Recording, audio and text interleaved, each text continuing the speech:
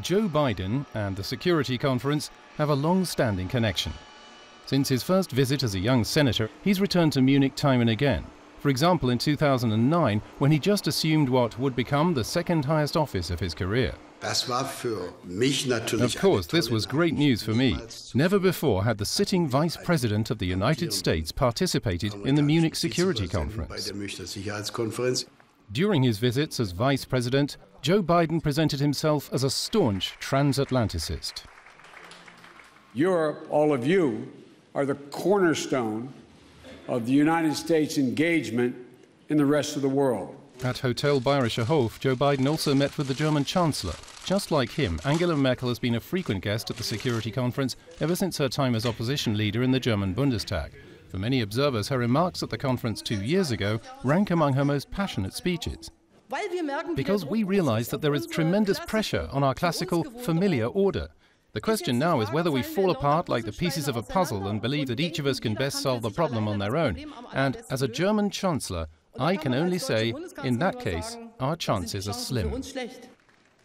French President Emmanuel Macron made it clear at last year's Security Conference, in a world where the Americans are on the retreat, he's counting on a strong Europe. We need freedom to act and independence in Europe, our own strategy. But already in 2019, Joe Biden gave a promise to the United States allies for the time after Donald Trump. We will be back. Don't have any doubt about that. He promised that one day the United States would do more for Europe and for NATO again.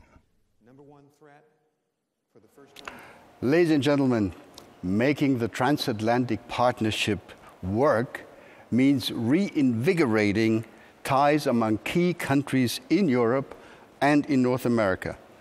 I could not be more excited today to welcome 3 very special guests, virtually, of course, to Munich today. Thank you so much for joining us.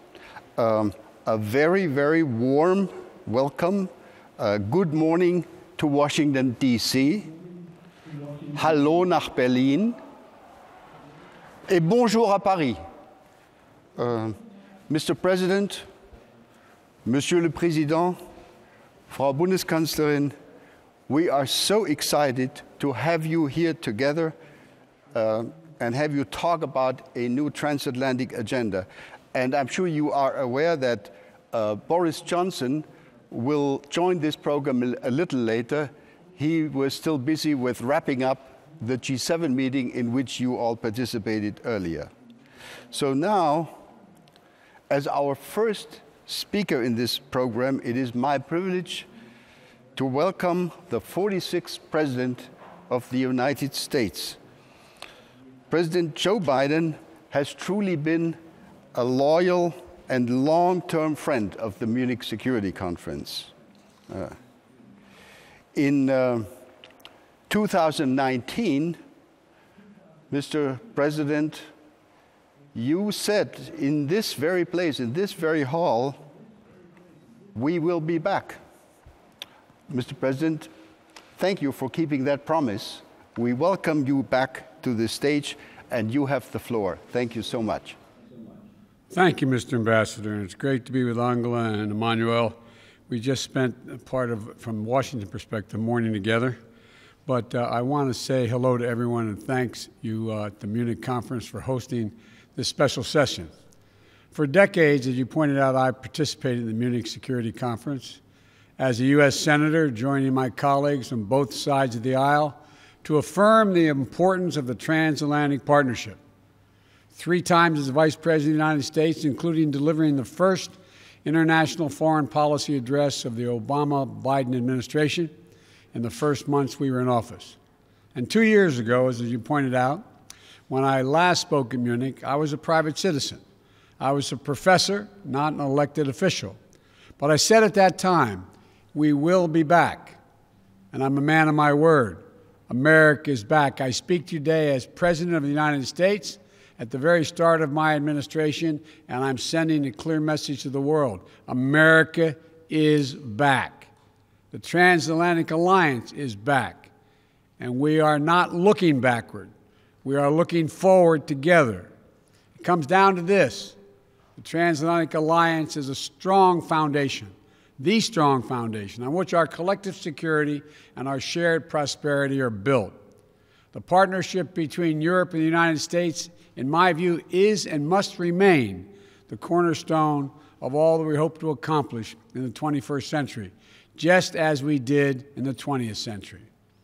The challenges we face today are different. We're at an inflection point. When I spoke to you as a senator and even as vice president, the global dynamics have shifted. New crises demand our attention. We cannot focus only on the competition among countries that threaten to divide the world, or only on global challenges that threaten to sink us all together if we fail to cooperate.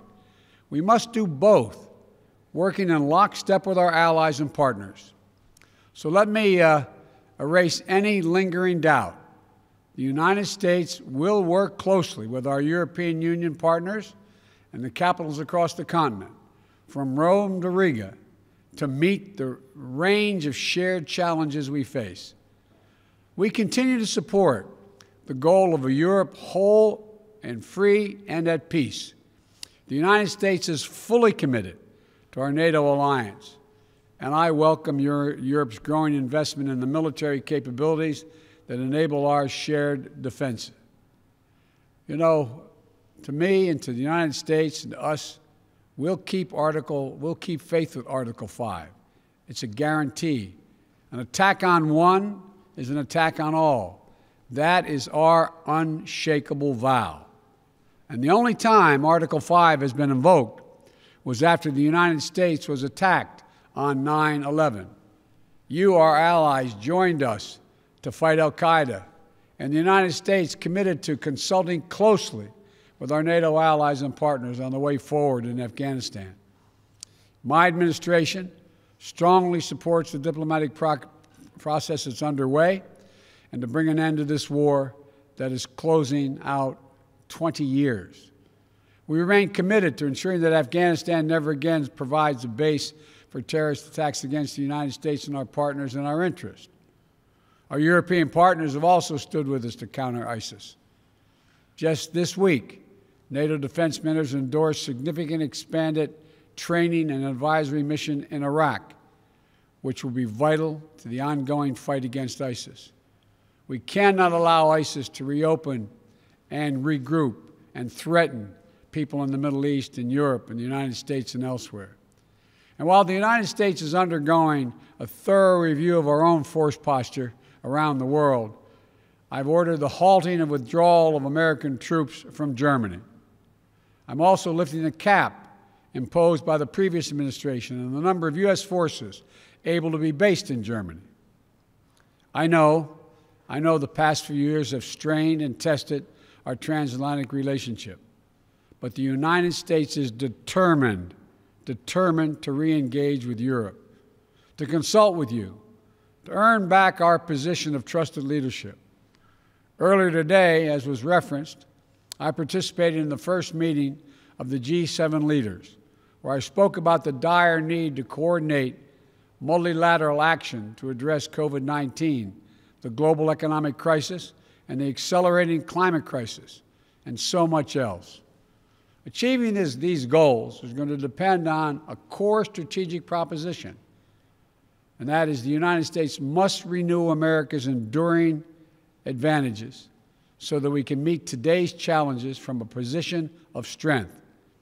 That means building back better our economic foundations, reclaiming our place in international institutions, lifting up our values at home, and speaking out to defend them around the world, modernizing our military capabilities while leading with diplomacy, revitalizing America's network of alliances and partnerships that have made the world safer for all people. You know, I hope our fellow democracies are going to join us in this vital work. Our partnerships have endured and grown through the years because they are rooted in the richness of our shared democratic values. They're not transactional. They're not extractive. They're built on a vision of a future where every voice matters, where the rights of all are protected and the rule of law is upheld, None of this has fully succeeded in this, none of us has fully succeeded in this division. We continue to work toward it. And in so many places, including in Europe and the United States, democratic progress is under assault. I've known many of you for a long, long time, and you know that I speak my mind. So let me be very straightforward with you all. We are in the midst of a fundamental debate about the future and direction of our world. We're at an inflection point between those who argue that given all the challenges we face, from the fourth industrial revolution to the global pandemic, that autocracy is the best way forward, they argue. And those who understand that democracy is essential to meeting these challenges. Historians are going to examine and write about this moment as an inflection point, as I said. And I believe that every ounce of my being that democracy will and must prevail. We must demonstrate that democracy can still deliver for our people in this changed world. That, in my view, is our galvanizing mission. Democracy doesn't happen by accident. We have to defend it, fight for it, strengthen it, renew it. We have to prove that our model isn't a relic of history. It's the single best way to revitalize the promise of our future. And if we work together with our democratic partners with strength and confidence, I know we'll meet every challenge and outpace every challenger. You know, we must prepare together for long-term strategic competition with China. How the United States, Europe, and Asia work together to secure the peace and defend our shared values and advance our prosperity across the Pacific will be among the most consequential efforts we undertake. Competition with China is going to be stiff. That's what I expect, and that's what I welcome, because I believe in the global system Europe and the United States together with our allies in the Indo-Pacific worked so hard to build over the last 70 years. We can own the race for the future. But to do so, we have to be clear-eyed about the historic investments and partnerships that this will require. We have to protect for space for innovation, for intellectual property, and the creative genius that thrives with the free exchange of ideas in open democratic societies. We have to ensure that the benefits of growth are shared broadly and equitably, not just by a few. We have to push back against the Chinese government's economic abuses and coercion that undercut the foundations of the international economic system. Everyone must play by the same rules. U.S. and European companies are required to publicly disclose corporate governance structures and abide by rules to deter corruption and monopolistic practices. Chinese companies should be held to the same standard. We must shape the rules that will govern the advance of technology and the norms of behavior in cyberspace, artificial intelligence, biotechnology, so that they are used to lift people up, not used to pin them down. We must stand up for the democratic values that make it possible for us to accomplish any of this, pushing back against those who would monopolize and normalize repression. You know, this is also how we're going to be able to meet the threat from Russia. The Kremlin attacks our democracies and weaponizes corruption to try to undermine our system of governance.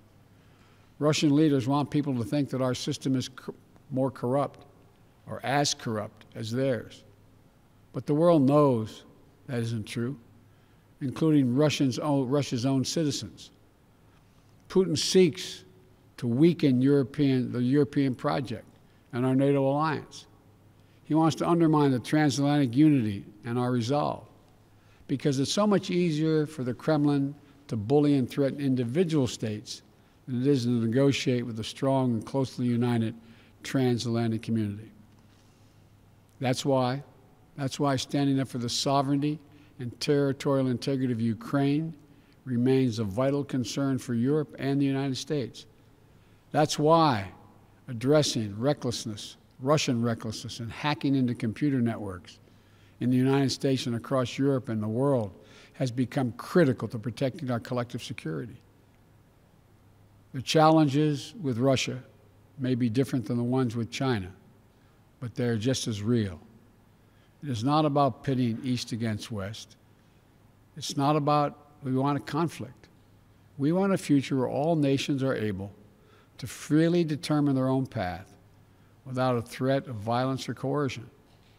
We cannot and must not return to the reflective opposition and rigid blocks of the Cold War.